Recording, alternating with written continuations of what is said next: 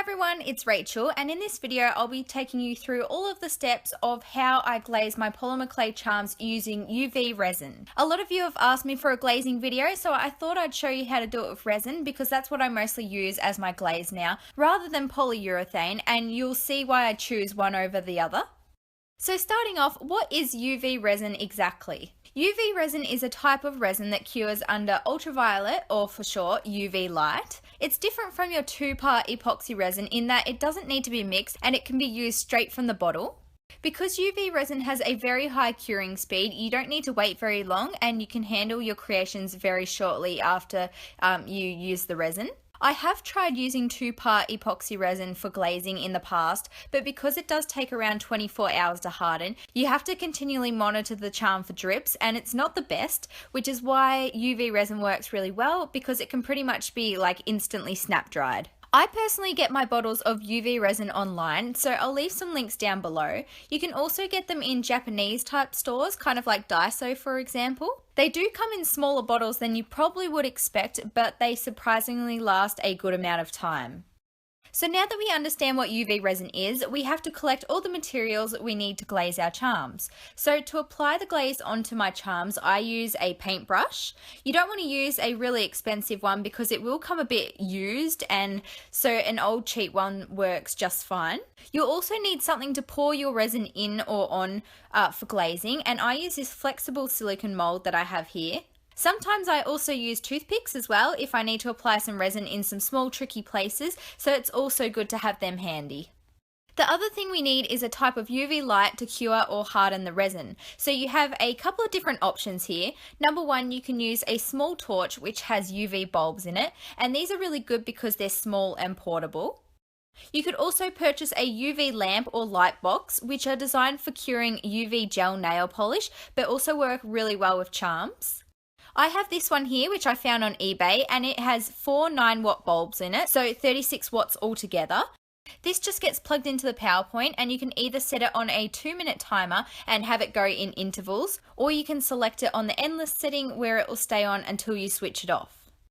These boxes are a really good option if you're planning to glaze at night or on a day with really bad weather.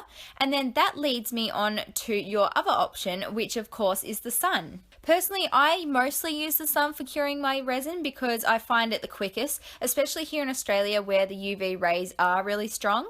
You can actually also glaze on a cloudy day. It will just take a little bit longer, so follow the instructions that come on your packaging. Now on to the glazing part. So glazing is done after baking once your clay is completely cool. Before I begin, I usually secure the eye pins with super glue and then give my charms a little clean if I see any dust on the surface. To hang my charms while the glaze is drying, I use paper clips with the end bent out just a little bit. I then hang them on this wire creation I made using a scrap piece of wood. So all I did was drill a hole into the wood, straighten out some wire and put a little bend in the end so that nothing slides off. And then I simply stick the wire into the hole when I need to use it.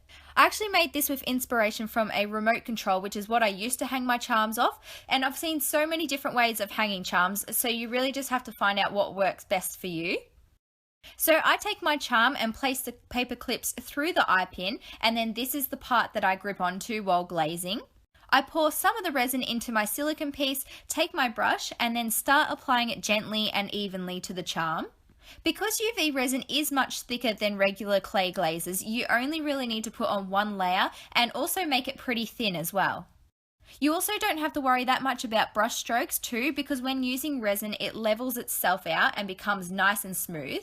This is also great for getting rid of fingerprints in your clay. So here you can see that I have a few faint ones on the side of this Polaroid camera charm, but after I brush on a thin layer of resin it fills in the bumps and you would never tell that they were there. I would suggest too, if you're wanting to glaze your charms with resin, then probably don't apply them to more realistic looking charms, as it will take away a lot of the small realistic details. I don't really have to worry about that myself because I make more kawaii style charms. Once the charm is all evenly covered, I then hang it on my wire, and then it's time to cure it with a UV light. So you could take your torch and shine it directly onto the charm. However, this isn't the most practical because you will be holding it for a little while. I generally only use my torch to partially harden the resin so that it doesn't drip while I'm working on glazing other creations at the same time. Another way to cure it is to go outside and then let it hang in the sun to harden. Of course, if it's a super windy day, I wouldn't put them outside because it will pick up a lot of dust and dirt. So I like to do this on a really nice, fine, sunny day. And then the other way is curing them in a UV light box, which I usually do by hanging them off my wire, which I slide into the box, and then I just turn it on so that they're exposed to the UV light. Most of the time I glaze straight onto my polymer clay, but on dark colours such as black, I usually brush on a layer of polyurethane first. Some places I've read online say that polymer clay is not porous, which means it won't soak up liquids, and that makes sense because it's a plastic-based clay. However, I've also heard that it is porous and it needs to be sealed with a coat of something before coming in contact with resin in order to avoid bubbles. 99% of the time I've seen that it makes no difference except for on dark colours where these little bubbles are visible, which you can see on this charm here. So to now avoid that, I brush on a layer of my polyurethane glaze and leave it to dry before then putting on one layer of UV resin, and you can definitely see the difference, that it looks so much smoother, shinier, and there are no bubbly spots. Another great thing about glazing with UV resin is that you can add a lot of strength and protection to your charms. So here I have some little drink charms that I've made and glazed with the resin, not only to make them super shiny, but also to help reinforce small thin parts that would probably otherwise break off without the extra strength of the resin.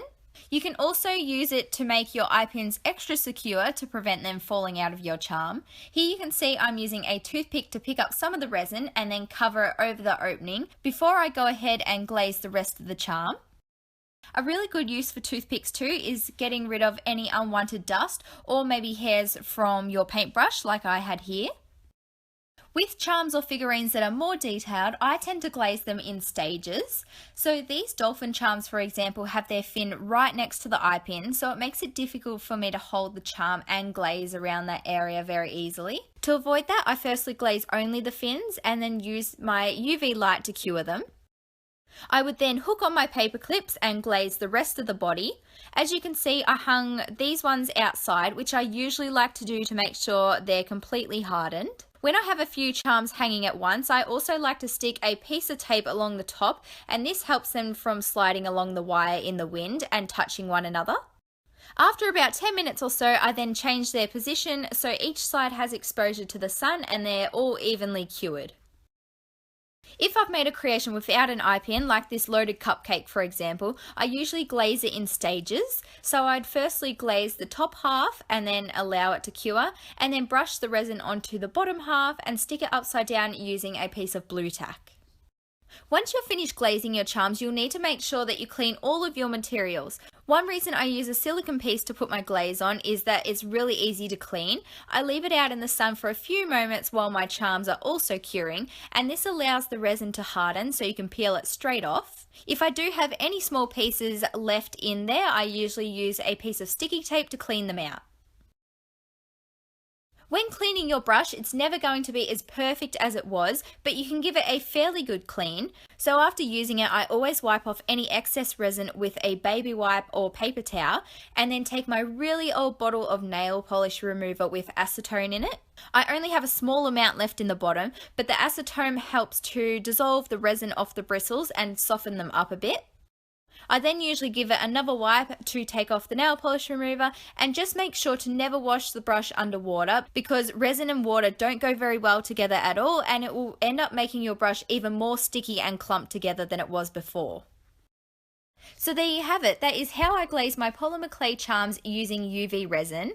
The main reasons I've gradually swapped from polyurethane to UV resin is because the amount of shine that it gives in just one thin coat. It stays looking super high quality and doesn't dull at all like other glazes do. I'm not sure what the very first charm I ever glazed with UV resin was, but this is a little radio I made about a year ago, and as you can see it's still really shiny and not sticky one little bit like other types of glazes can tend to do over time. Here I'm comparing it to a radio charm that I made 2 years ago, and even though it's glazed with a really good polyurethane, you can still clearly see the differences in shine and smoothness. Another amazing benefit is of course the amount of time that you can save. You only really need to to add 1 layer of UV resin, which takes about maybe 30 to 40 minutes tops to cure. So compare that to 3 layers of other glazes that can take hours to dry between layers. It can save you a lot of time. And then my final reason for swapping to resin is strength and how well it can reinforce any small pieces likely to break off, making your charms a lot more durable. So thank you so much for watching this video. I hope you learned something new and got a good insight about how I glaze my charms. Please give this video a big thumbs up, subscribe for more, and I'll see you next time. Bye guys!